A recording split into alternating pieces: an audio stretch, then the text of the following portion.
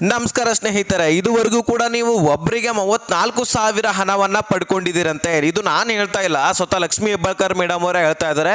So ಹಾಗಾದ್ರೆ ಬನ್ನಿ, ಈ ಒಂದು 34,000 ಹಣ ನಿಮ್ಮ ಖಾತೆಗಳಿಗೆ ಜಮಾ ಆಗಿದನಾ ಅಥವಾ ಜಮಾ ಆಗಿಲ್ಲವಾ, ಅದನ್ನ ಪಡ್ಕೊಳ್ಬೇಕಂದ್ರೆ ಏನ್ ಮಾಡಬೇಕು? ಸೊ ಗೃಹಲಕ್ಷ್ಮಿಯಲ್ಲಿ 34,000 ಒಬ್ಬರಿಗೆ ಜಮಾ ಆದ್ರೆ ಸುಮಾರು 1,28,00,000 ಫಲಾನುಭವಿಗಳಿದ್ರಿ. ಸೊ ಎಲ್ಲರ ಖಾತೆಗೆ 34,000 ಪ್ರತಿಯೊಬ್ಬೊಬ್ಬರಿಗೂ ಕೂಡ ಅಷ್ಟೊಂದು ಹಣ ಜಮಾ ಆಗಿದೆ ಅಂತೆ. ಸೊ ಹಾಗಾದ್ರೆ ಪ್ರತಿಯೊಂದು ಮಾಹಿತಿಯನ್ನ ಈ ಒಂದು ವಿಡಿಯೋದಲ್ಲಿ ನಾವು ಚರ್ಚೆ ಮಾಡ್ತಾ ಹೋಗೋಣ. ಗೃಹಲಕ್ಷ್ಮಿ ಯೋಜನೆಗೆ ಸಂಬಂಧಪಟ್ಟಂತಹ ಲಕ್ಷ್ಮೀ ಹೆಬ್ಬಾಳ್ಕರ್ ಅವರು ಕೊಡ್ತಕ್ಕಂತಹ ಮಾಹಿತಿ ಏನು ಎಲ್ಲನೂ ಕೂಡ ನಾವು ಚರ್ಚೆ ಮಾಡೋದ್ರ ಜೊತೆಗೆ 18ನೇ ಕಂತಿನ ಹಣದ ಬಗ್ಗೆ ನಿಮಗೆ ಗ್ರೀನ್ ಸಿಗ್ನಲ್ ಅನ್ನ ಕೊಟ್ಟಿದ್ದಾರೆ, ಅದ್ರ ಬಗ್ಗೆನೂ ಕೂಡ ನಾನು ಮಾಹಿತಿ ತಿಳಿಸ್ತೀನಿ. ವಿಡಿಯೋನ ಕೊನೆವರೆಗೂ ವಾಚ್ ಮಾಡಿ, ಚಾನಲ್ಗೆ ಸಬ್ಸ್ಕ್ರೈಬ್ ಮಾಡಲಿ ಅಂದ್ರೆ ಇದೇ ರೀತಿ ಲೇಟೆಸ್ಟ್ ಆಗಿ ಅಪ್ಡೇಟ್ ಅನ್ನ ಕೊಡ್ತಾ ಇರ್ತೀವಿ. ಸಬ್ಸ್ಕ್ರೈಬ್ ಮಾಡ್ಕೊಳ್ರಿ. ನೋಟಿಫಿಕೇಶನ್ ಕೂಡ ಪ್ರತಿಯೊಬ್ಬರು ಆಲ್ ಅಂತ ಸೆಟ್ ಮಾಡಿದ್ರೆ ಎಲ್ಲ ವಿಡಿಯೋಸ್ಗಳು ನಿಮಗೆ ನೋಟಿಫಿಕೇಶನ್ ಮುಖಾಂತರ ಬಂದು ತಲುಪುತ್ತೆ. ಈಗ ಡೈರೆಕ್ಟ್ ಆಗಿ ಟಾಪಿಕ್ಗೆ ಬಂದ್ಬಿಡ್ತೀನಿ. ವೀಕ್ಷಕರೇ, ಇಲ್ಲಿ ಸ್ವತಃ ಮಹಿಳಾ ಮತ್ತು ಮಕ್ಕಳ ಕಲ್ಯಾಣ ಇಲಾಖೆಯ ಸಚಿವೆಯಾದಂತಹ ಲಕ್ಷ್ಮೀ ಹೆಬ್ಬಾಳ್ಕರ್ ಅವರು ಹೇಳ್ತಾ ಇದ್ದಾರೆ, ಇಲ್ಲಿ ಸುಮಾರು ಒಬ್ಬ ಮಹಿಳೆಯರಿಗೆ 34,000ದಂತೆ ಟೋಟಲಿ 1,28,00,000 ಫಲಾನುಭವಿಗಳಿಗೆ ಹಣ ಜಮಾ ಮಾಡಿದ್ದೀವಿ. ಸೊ 34,000 ಒಬ್ಬ ಮಹಿಳೆಯರಿಗೆ ಜಮಾ ಆಗಿದೆ. ಎಷ್ಟೊಂದು ಹೆಲ್ಪ್ ಆಗಿರಬೇಕು, ಇದರಿಂದ ಮಹಿಳಾ ಸಬಲೀಕರಣಕ್ಕೆ ಹೆಲ್ಪ್ ಆಗ್ತಾ ಇದೆ.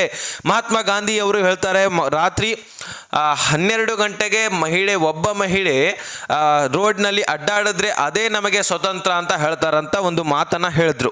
ಹೌದು ವೀಕ್ಷಕರೇ, ಮಧ್ಯರಾತ್ರಿ ಯಾವ ಮಹಿಳೆ ಏಕಾಂಗಿಯಾಗಿ ಓಡಾಡ್ತಾಳೋ, ಯಾವಾಗ ಮಹಿಳೆ ಏಕಾಂಗಿಯಾಗಿ ತಿರುಗಾಡ್ತಾಳೋ, ಸೊ ಆವಾಗ ನಮ್ಮ ದೇಶಕ್ಕೆ ಸ್ವಾತಂತ್ರ್ಯ ಸಿಕ್ಕ ಹಾಗೆ ಅಂತ ಮಹಾತ್ಮ ಗಾಂಧಿ ಅವರು ಹೇಳಿದ್ರು. ಅದೇ ಭಾಷಣವನ್ನ ಇಲ್ಲಿ ಕೂಡ ಹೇಳಿದ್ರು ಸಚಿವೆ ಲಕ್ಷ್ಮೀ ಹೆಬ್ಬಾಳ್ಕರ್ ಅವರು. ಈಗ ಸದ್ಯಕ್ಕೆ ಮಹಿಳೆಯರ ಸಬಲೀಕರಣಕ್ಕಾಗಿ ಈ ಒಂದು ನಾವು ಕಾಂಗ್ರೆಸ್ ಎಲ್ಲ ಯೋಜನೆಗಳನ್ನ ಜಾರಿ ಮಾಡಿದೀವಿ. ಇದರಿಂದ ಎಷ್ಟು ಜನರಿಗೆ ಹೆಲ್ಪ್ ಆಗ್ತಾ ಇದೆ ನೀವೇ ವಿಚಾರ ಮಾಡಿ, ಎಷ್ಟು ಜನರಿಗೆ ಜಮಾ ಆಗ್ತಾ ಇದೆ ಎಲ್ಲರೂ ಕೂಡ ಕೈ ಎತ್ತಿ ಅಂತ ಆ ಒಂದು ಭಾಷಣ ಸಂದರ್ಭದಲ್ಲಿ ಹೇಳಿದ್ರು.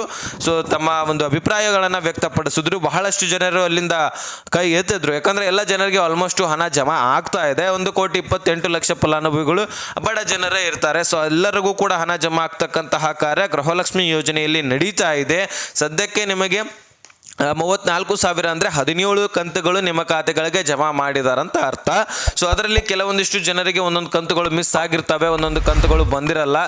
ಯಾಕಂದ್ರೆ ಅವರು ತಾಂತ್ರಿಕ ದೋಷದಿಂದ ಆಗಿರಲಿ ಅಥವಾ ಬ್ಯಾಂಕ್ ಅಕೌಂಟ್ಸ್ಗಳಲ್ಲಿ ಟ್ರಾನ್ಸಾಕ್ಷನ್ ಮಾಡಿದಿಲ್ಲಪ್ಪ ಅಂದ್ರೆ ಅಮೌಂಟು ಅಕೌಂಟ್ಗೆ ಬಂದು ವಾಪಸ್ಸಾಗಿ ಮಹಿಳಾ ಮತ್ತು ಮಕ್ಕಳ ಕಲ್ಯಾಣ ಇಲಾಖೆಗೂ ಕೂಡ ಹೋಗುತ್ತೆ. ಯಾಕಂದ್ರೆ ಟ್ರಾನ್ಸಾಕ್ಷನ್ನೇ ಮಾಡಿಸಿರೋದಿಲ್ಲ, ಅಮೌಂಟ್ ಹಾಕೋದು ತೆಗೆದು ಮಾಡಿರೋದಿಲ್ಲ, ಹೀಗಾಗಿ ಅಮೌಂಟ್ ಸರಿಯಾಗಿ ಹೋಗಿರೋದಿಲ್ಲ.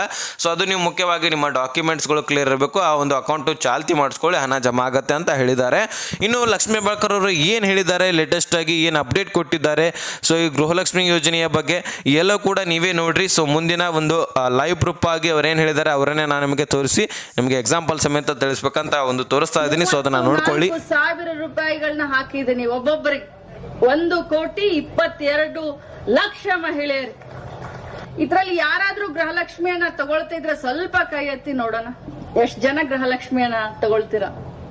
ಸಂತೋಷ ಆಗುತ್ತೆ. ಅದು ನಮ್ಮ ಹಣ, ನಮ್ಮ ಹಕ್ಕು. ಅದು ಮಹಿಳೆಯ ಸ್ವಾಭಿಮಾನವನ್ನ, ಮಹಿಳೆಯ ಒಂದು ಸಬಲೀಕರಣ ಮಾಡ್ಲಿಕ್ಕೆ ಇವತ್ತು ಕಾಂಗ್ರೆಸ್ ಪಕ್ಷದ ನೀತಿ ಸಿದ್ಧಾಂತ, ನಮ್ಮ ಸೈದ್ಧಾಂತಿಕತೆ ಏನು ಅಂತಂದ್ರೆ, ಇವತ್ತು ಕಾಂಗ್ರೆಸ್ ಪಕ್ಷದ ನೆಲೆಗಟ್ಟು ಏನು ಅಂತಂದ್ರೆ ಮಹಿಳೆಯನ್ನ ಮುಖ್ಯ ವಾಹಿನಿಗೆ ತರೋದೇ ನಮ್ಮ ಇದು.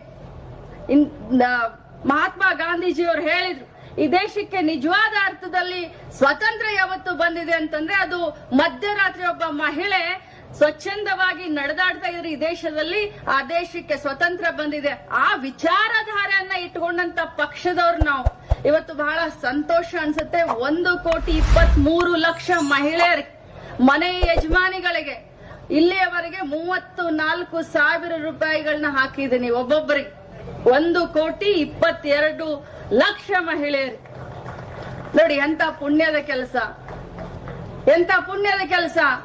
ಬೇರೆ ಪಕ್ಷದವರು, ಬಿಜೆಪಿ ಅವರು, ಅದಾನಿಯವ್ರನ್ನ, ಅಂಬಾನಿಯವರ ಸಾಲ ಮನ್ನಾ ಮಾಡೋದು ಬಿಟ್ರೆ, ಅವ್ರನ್ನ ಬೆಳೆಸೋದು ಬಿಟ್ರೆ ಅವ್ರಿಗೆ ಈ ರೀತಿ ಕಲ್ಪನೆಗಳು, ಕಾರ್ಯಕ್ರಮಗಳು ಅವರ ಮನಸ್ಸಿಗೆ ಹೊಳೆಯೋದಿಲ್ಲ. ಆದ್ರೆ ಕಾಂಗ್ರೆಸ್ ಪಕ್ಷ, ಅದಕ್ಕೆ ಹೇಳೋದು ಮಹಿಳೆಯರ ಪರವಾಗಿರುವಂತ ಪಕ್ಷ.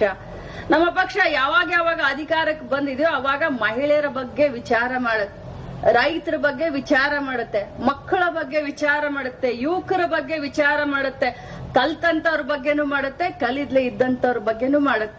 ಅದಕ್ಕೆ ಅಲ್ವಾ ಅಕ್ಷರ ಕೊಟ್ಟಿದ್ದು ಕಾಂಗ್ರೆಸ್, ಅನ್ನ ಕೊಟ್ಟಿದ್ದು ಕಾಂಗ್ರೆಸ್, ಆಶ್ರಯ ಕೊಟ್ಟಿದ್ದು ಕಾಂಗ್ರೆಸ್, ಆರೋಗ್ಯ ಕೊಟ್ಟಿದ್ದು ಕಾಂಗ್ರೆಸ್. ಮಗಳನ್ನ ದೊಡ್ಡವಳನ್ನ ಮಾಡಿ ಸ್ವಾಭಿಮಾನಿಯಾಗಿ ಅವಳ ಕಾಲ ಮೇಲೆ ನಿಲ್ಲಿಸ್ಬೇಕನ್ನುವಂತ ತಾಯಿಯ ಕನಸು ಈ ಕಡೆ ನೋಡಿದ್ರೆ ಬೆಳಕಿದೆ, ಈ ಕಡೆ ನೋಡಿದ್ರೆ ಕುಡುಕ ಗಂಡ ಕತ್ಲಿದೆ. ಆ ಎರಡರ ಮಧ್ಯದಲ್ಲಿ ಆ ಮಹಿಳೆಯ ಪಾತ್ರ ಏನನ್ನೋದು ಬಹಳ ಮುಖ್ಯ. ಆ ಮಹಿಳೆ ಯಾವ ರೀತಿ ಸಮಾಜದಲ್ಲಿ ಸ್ವಂತ ಶಕ್ತಿ ಮೇಲೆ ಎದ್ ನಿಂತು ಮಗಳನ್ನ ಬೆಳೆಸ್ತಾಳೆ ಅನ್ನೋದು ಬಹಳ ಮುಖ್ಯ.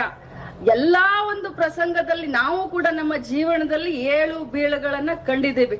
ಇವತ್ತು ನಿಮ್ಮ ಎದುರುಗಡೆ ನಾನು ಭಾಷಣ ಮಾಡ್ತಾ ಇದ್ದೀನಿ ಅಂತಂದ್ರೆ ದಿನದ 24 ಗಂಟೆ ವರ್ಷದ 365 ದಿನ ನಾನು ಸಂತೋಷದಿಂದ ಇರ್ತೀನಿ ಅಂತ ತಿಳ್ಕೊಂಡ್ರ ಭ್ರಮೆ. ಕ್ಷಣ ಕ್ಷಣಕ್ಕೂ ನಮಗೆ ಅಡಚಣೆಗಳಿರ್ತಾವೆ, ದಿನ ದಿನಕ್ಕೂ ನಾವು ಮೆಟ್ಟಿ ನಿಲ್ಬೇಕಾಗಿರುತ್ತೆ. ಯಾರು ಕೂಡ ಸುಖದ ಸುಪ್ಪತ್ತಿಗೆ ಮೇಲೆ ಮಹಿಳೆ ನಡಿಲಿಕ್ಕೆ ಸಾಧ್ಯ ಇಲ್ಲ. ಮುಳ್ಳಿನ ಹಾಸಿಗೆಯನ್ನ ಗುಲಾಬಿ ಹೂವನ್ನ ಅದ್ರಲ್ಲಿ ಹುಡುಕುವಂತ ಕೆಲಸ ನೀವೆಲ್ಲ ಮಾಡ್ಬೇಕಾಗತ್ತೆ.